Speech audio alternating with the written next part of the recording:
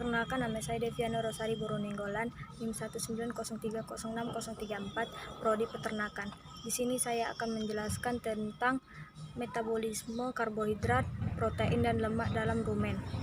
Pertama, saya akan menjelaskan metabolisme karbohidrat dalam rumen.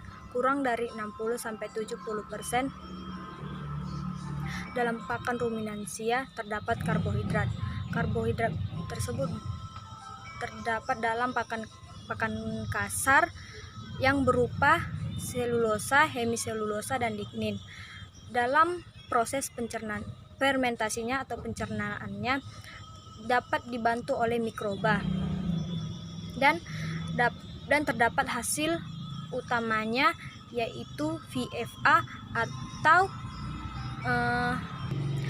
hasil utamanya adalah VFA, terutama asetat C2, propionat C3, dan butirat C4. Ada 4 proses reaksi fermentasi karbohidrat atau heksosa yang menghasilkan VFA. Pertama, heksosa menjadi asetat. Kedua, heksosa menjadi propionat. Ketiga, heksosa menjadi butirat. Keempat, produksi metan. Konversi piruvat menghasilkan asetat dan butirat. Konversi piruvat menjadi asetat dan butirat menghasilkan CO2 dan H2. CO2 dan H2 dirubah menjadi metan dan dibuang melalui eruktasi. Konversi glukosa menjadi propionat dapat konversi glukosa menjadi propionat menggunakan H2 dan mencegah pembentukan metan. Kemudian tingginya konsentrat transum akan meningkatkan produksi propionat dan laktat. Kemudian laktat sulit diserap oleh dinding rumen dan akan menyebabkan aksidosis atau kematian. Yang kedua, saya akan menjelaskan proses metabolisme protein di dalam rumen. Pada non-ruminansia, pencernaan terjadi di dalam usus dengan hasil pencernaannya adalah asam amino. Dan pada ruminansia, proses pencernaannya terjadi di dalam rumen dengan hasil pencernaannya adalah peptida, asam amino, dan NH3. Kemudian protein kasar yang masuk ke rumen melalui pakan dan saliva. Pakan yaitu dalam pakan terdapat protein mur dan NPN. NPN itu adalah dalam NPN terdapat amida, amina, garam amonium, vitamin, dan urea. Kemudian dalam saliva, NPN itu yaitu urea. Dalam rumen, protein mengalami hidrolisis oleh enzim proteolisis rumen dengan degradasinya 12-90%. Enzim proteolisis rumen itu menjadi peptida. Maksudnya enzim proteolisis mikroba itu dalam rumen menjadi peptida. Sebagian peptida digunakan oleh mikroba untuk sintesis protein. Dan sebagian lagi lolos degradasi dan sebagian lagi menjadi asam amino. Sebagian kecil bakteri dapat digunakan sebagai asam amino, namun 82%-nya lagi dideaminasikan asam amino menjadi NH3. Selain menghasilkan NH3, juga menghasilkan asam keto. Protein yang tahan terhadap dehidrasi kemudian akan langsung masuk ke dalam abomasum dan usus yang disebut dengan protein bypass. Maksudnya protein bypass. Sedangkan jika tidak tahan terhadap dehidrasi, rumen menghasilkan protein mikroba saja. Mikroba rumen berperan penting dalam metabolisme protein. Dalam merombak protein dan NH3, mikroba tidak mengenal batas. Perombakan tetap berlangsung biarpun NH3-nya sudah terpenuhi.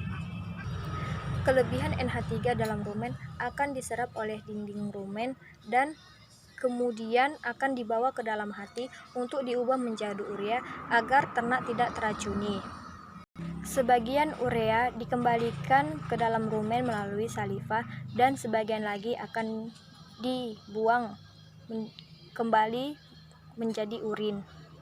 Maksudnya dibuang kembali bersama urin. Sintesis protein mikroba di mana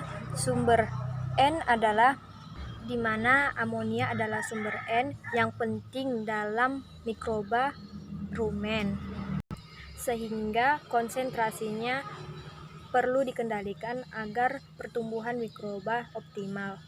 Yang ketiga, saya akan menjelaskan metabolisme lemak pada rumen. Lemak pada pakan ruminansia terdapat pada hijauan ataupun konsentrat. Kandungan lemak pada hijauan terdapat 3-10% yang terdiri dari glikolipid. Lemak pada daun didominasikan yang terdiri dari asam linolenat, asam linoleat, dan leat. Yang ketiga, asam pada bijian terdiri dari asam linoleat. Maksudnya lemak pada bijian terdiri dari asam linoleat. Lemak dalam rumen terdapat 3 bentuk, yaitu yang pertama, terikat pada fraksi pakan 80,3%. Yang kedua, fraksi protozoa 15,6%. Yang ketiga, fraksi bakteri 4,1%. Lemak pada rumen terdapat 2 proses, yaitu pertama proses lipolisis dan kedua proses biodehidrogenasi. Kemudian saya akan menjelaskan proses lipolisis. Pada proses lipolisis, lemak dihidrolisis oleh bakteri rumen akan menghasilkan gliserol, asam lemak dan galaktosa. Kemudian gliserol dan galaktosa kemudian diubah menjadi VFA khususnya propionat. Yang kedua, saya akan menjelaskan proses biodehidrogenasi. Pada proses ini, asam lemak tak jenuh oleat 18:1, linoleat 18:2, dan linoleat 18:3. Pada proses ini akan mengalami kejenuhan dengan menambahkan H positif dan dengan hasil akhirnya asam stearat 18:0. Saya rubah asam stearat 18:0. Kemudian penyerapan lemak.